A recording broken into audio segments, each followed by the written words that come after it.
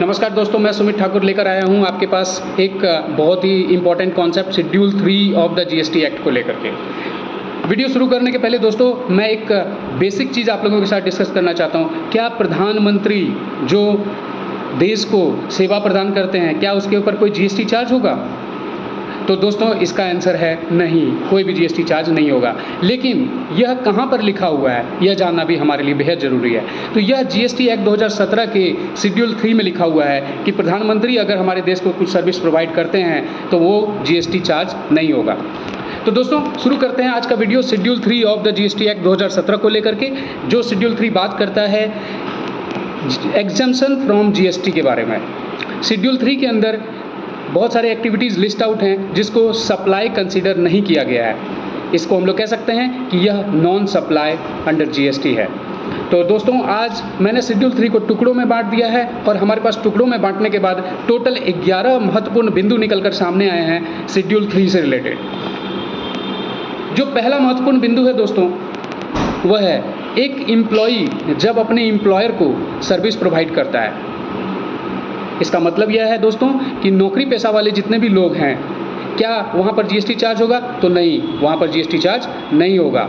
यह जो है एक एग्जेम्प्टेड सप्लाई के अंदर आता है शेड्यूल 3 के अंदर।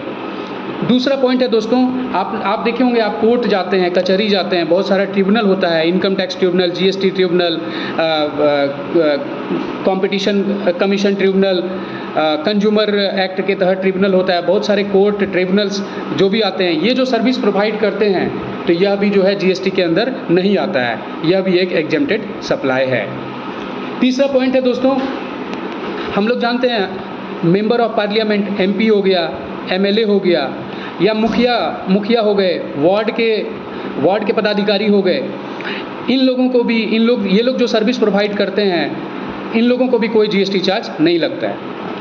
उसके बाद दोस्तों चौथा पॉइंट बढ़ते हैं। चौथा पॉइंट में भी हम एक लिस्ट आपको बता रहे हैं, जैसे कि भारत के राष्ट्रपति, भारत के उपराष्ट्रपति, भारत के प्रधानमंत्री, भारत के chief justice, speaker of the Lok Sabha, chief election commissioner, controller and auditor general of India, chairman of UPSC, attorney general of India और वैसे बहुत सारे व्यक्ति जो कि कॉन्स्टिट्यूशन के अंतर्गत पोस्ट होल्ड करते हैं और सर्विस प्रोवाइड करते हैं, तो इन सबों को जीएसटी के दायरे से बाहर रखा गया है और इन सभी का जो सर्विस है इन सभी को एग्जेम्प्टेड सप्लाई बोला गया है। उसके बाद दोस्तों आगे बढ़ते हैं। दोस्तों हम लोग जाते हैं अंतिम संस्कार करवाने के लिए। आजकल आप देखे होंगे इलेक्ट्रिक तरीके से अंतिम संस्कार किया जाता है। या दोस्तों आपने देखा होगा कि मुस्लिम समुदाय के लोग जो है वो दफन करते हैं। उसके बाद हम जो हिंदू समाज के लोग होते हैं वो शमशान घाट जाते हैं, या बहुत सारे मुर्दा घर ऐसे होते हैं, वहाँ पर भी बहुत सारे लोग सर्विस प्रोवाइड करते हैं। तो दोस्तों जो भी एक्टिविटी, फ्यूनरल हो गया, बुरियल हो गया, मॉर्चुअरी हो गया, मतलब इसका ये है कि अंतिम संस्कार से रिलेटेड, शमशान घाट से रिलेटेड, दफन के कार्यों से रिलेटेड और मुर्दा घर से रिलेटेड हो गया। उसके बाद बहुत सारे जो डिजीज़ हो जाते हैं, जो मर जाते हैं, उनके ट्रांसपोर्टेशन की भी सेवा बहुत सारे कंपनी देती है। तो ये सब सारे जो एक्टिविटी हैं, इन सारे एक्टिविटीज़ को भी एग्जेम्प्टेड सप्लाई के अंदर रखा गया है और ये भी शेड्यूल 3 के अंदर आता है। दोस्तों आगे बढ़ते हैं।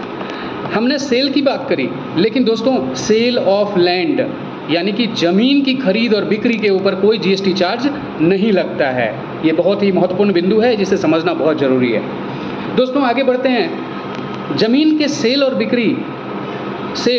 और परचेज के ऊपर कोई जीएसटी नहीं लगता है, लेकिन क्या बिल्डिंग के ऊपर जीएसटी चार्ज होता है जब बिल्डिंग सेल होता है या बिल्डिंग की खरीदारी होती है? तो दोस्तों बिल्डिंग के ऊपर भी जीएसटी चार्ज नहीं लगेगा। लेकिन कब नहीं लगेगा? जब इंटायर कंसिडरेशन, सारा पैसा जो है उसके कंप्लीशन सर्टिफिकेट मिलने से पहले ही रिसीव हो जाए, या आदमी जब उस घर में रहने के लिए आए उससे पहले ही रिसीव हो जाए, तो उस केस में जीएसटी चार्ज नहीं होगा। अगर कंसिडरेशन जो है कंप्लीशन सर्टिफिकेट मिलने के बाद रिसीव करते हैं या कंसिडरेशन जो है ऑक्यूपाई होने के बाद रिसीव करते हैं, तो उस केस में जीएसटी चार्ज होगा। दोस्तों 8वां पॉइंट की ओर बढ़ते हैं। 8वें पॉइंट में है एक्शनेबल क्लेम्स। दोस्तों एक्शनेबल क्लेम्स को एग्जेम्प्टेड सप्लाई में रखा गया है। लेकिन एक्शनेबल क्लेम में अगर हम लॉटरी की बात करें या बेटिंग की बात करें या गैम्बलिंग की बात करें तो इन तीनों के ऊपर जीएसटी चार्ज होता है। तो all actionable claims are exempted except lottery, betting and gambling. दोस्तों एक्शनेबल क्लेम क्या होता है? जैसे कि इसको हम लोग हिंदी में बोल सकते हैं कार्यवाही योग्य ट्रांजैक्शंस। जैसे कि इंश्योरेंस क्लेम हम लोग करते हैं डिमांड, जैसे हमारा अनसिक्योर्ड लोन हो गया, जैसे हमारा अनसिक्योर्ड डिवेंचर हो गया, तो ये सब under the court of rule हम लोग यहाँ पर कार्रवाई कर सकते हैं। तो इन सारे एक्टिविटीज़ को एक्शनेबल क्लेम कहते हैं। तो बट ये जो एक्टिविटी है एक्शनेबल क्लेम, इसको जीएसटी के दायरे से बाहर रखा गया है। दोस्तों 9वें पॉइंट की ओर बढ़ते हैं। 9वां पॉइंट बहुत महत्वपूर्ण है दोस्तों। अगर हम एक आदमी हैं और अगर हम एक गुड्स खरीदते हैं यूएसए से और उस गुड को हम कनाडा में बेच देते हैं, तो लेकिन वो गुड्स हमारा भारत में नहीं टच हुआ, यानी कि भारत नहीं आया, वो बाहर से बाहर ही सप्लाई हो गया। Outside India, goods purchased outside India and sold outside India without touches the territory of India. तो ये एक्टिविटी को भी जो है हम लोग एग्जेम्प्टेड सप्लाई के अंदर रखते हैं, इसके ऊपर कोई जीएसटी चार्ज नहीं होता है। लेकिन दोस्तों अगर आपने यूएसए से खरीदा, नेपाल भेज रहे हैं और वो इंडिया को टच करते हुए जा रहा है, तो फिर वहाँ पर जीएसटी चार्ज होगा। इसका कंडीशन ये है कि टेरिटरी ऑफ इंडिया को टच नहीं करना चाहिए। बाहर आपने सप्लाई कर दिया, बाहर से ही खरीदा, बाहर में ही सप्लाई कर दिया आपने, इसके ऊपर कोई जीएसटी चार्ज नहीं होगा।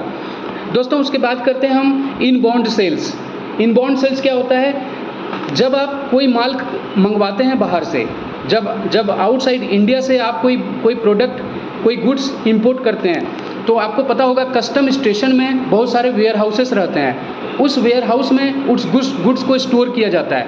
दोस्तों हम वेयर हाउस में गुड्स स्टोर करके रखे हैं, लेकिन हम होम कंजम्पशन के लिए उसको निकाले अभी तक नहीं है, और हम वेयर हाउस से ही गुड्स को जो है ट्रांसफ़र कर दिए, किसी आदमी को बेच दिए, तो दोस्तों वहाँ पर जीएसटी चार्ज नहीं होगा। जीएसटी चार्ज तब होगा जब हम होम कंजम्पशन के लिए बिल ऑफ एंट्री फाइल करते हैं। तो जब हमने बिल ऑफ एंट्री फाइल ही नहीं किया और जब हमने होम कंजम्पशन के लिए निकाला ही नहीं, तो उसके ऊपर जीएसटी कोई चार्ज नहीं होगा। तो supply of warehouse goods to any person before clearance of home consumption is an exempted supply. दोस्तों अंतिम पॉइंट की ओर बढ़ते हैं, 11वां पॉइंट। 11वां पॉइंट में बात करते हैं दोस्तों हाई सी सेल्स। हाई सी सेल्स समझिए कि क्या होता है। हाई सी सेल्स होता है समुद्र का वो भाग जो कि इंडियन टेरिटरी के आगे है। इंडियन टेरिटरी को ख़त्म करने के बाद जो समुद्र का भाग है उसे कहते हैं हाई सी सेल्स। दोस्तों आपने क्या किया, एक गुड्स को इंपोर्ट कर रहे हैं, बाहर से आपने गुड्स इंपोर्ट किया और वो अभी हाई सी सेल्स एरिया में है, यानी कि इंडियन टेरिटोरियल वाटर से बाहर है, ठीक है। और वहीं पर आपने क्या किया, वो जो गुड्स का जो डॉक्यूमेंट ऑफ टाइटल है उसको आपने इंडोर्स कर दिया, किसके नाम पे, किसी और दूसरे पर्सन के नाम पे। तो दोस्तों यहाँ पर भी जीएसटी चार्ज नहीं होगा। तो हाई सी सेल्स को भी जो है हम लोग एग्जेम्प्टेड सप्लाई में लाते हैं, और ये शेड्यूल 3 के अंदर ये सब एक्टिविटीज़ फॉल करते हैं। टोटल 11 महत्वपूर्ण बिंदु के साथ। दोस्तों इसके साथ ही आज के वीडियो से मैं विदा लेता हूं, और फिर हम लोग मिलते हैं एक दूसरे मज़ेदार कॉन्सेप्ट के साथ। तब तक अपना ख्याल रखें, ध्यान रखें और अच्छे से रहें। तब तक के लिए नमस्कार, जय हिंद।